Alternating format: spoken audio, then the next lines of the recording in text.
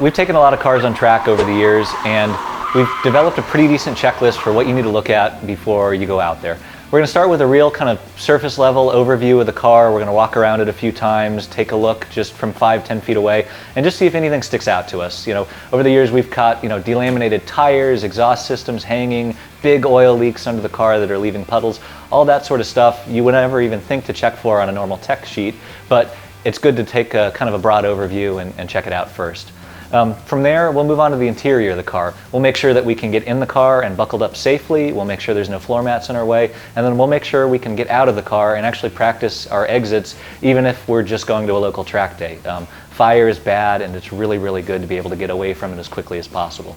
Once we're finished with the interior, we'll move on under the hood. We'll make sure the car's fluids are okay. We'll check the oil and change it if it's been a while.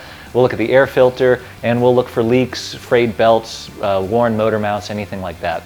We'll also take a look at the battery hold down on the car. It's really, really common for people to fail tech at their first track day because their battery isn't actually bolted down. And odds are yours isn't if you've ever had a parts store put the battery in. We will give the battery a good shake. We'll make sure it's not going to go anywhere on track. And then we'll take a look at brake fluid. So why do we care so much about brake fluid? Isn't it okay if it's a little old? No, and the reason is brake fluid is hygroscopic, which means it loves water. Every time brake fluid meets a water molecule, it gives it a big hug and it sucks it right into the fluid. And wet brake fluid is bad because brakes get really, really hot. It's easy to hit 600, 700, 800 degrees at a track day with stock brakes. And when you have fluid that hot, the boiling point of water is 212 degrees Fahrenheit.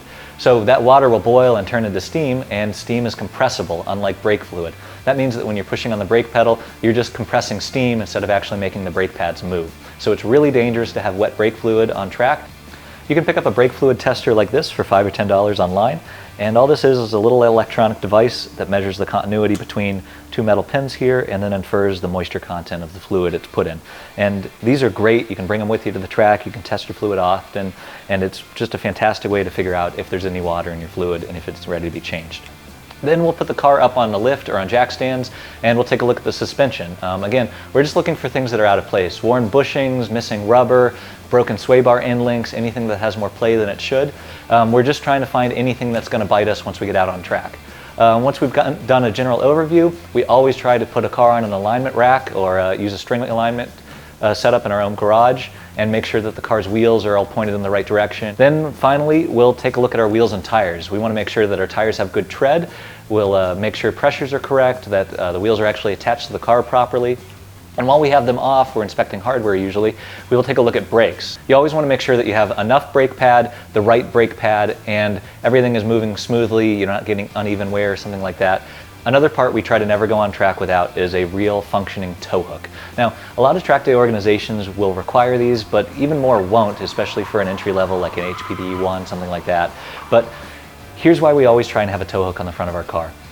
If your car goes off, and there's a good chance it will, after all it's a racetrack, the emergency crew does not actually care about your car. They care about somebody being in the way of the other cars on track, and they care about getting you out of that position as quickly as possible, which means they're just looking for the fastest way to hook to your car to tow it out of there. That might be a control arm, it might be a front bumper, it might be a lower radiator hose if it's dark or hard to see under your car or there's gravel in the way.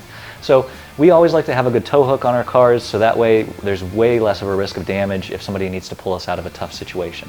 Okay, track prep is done. Time to throw the helmet in the car, head to the racetrack, and see what it does.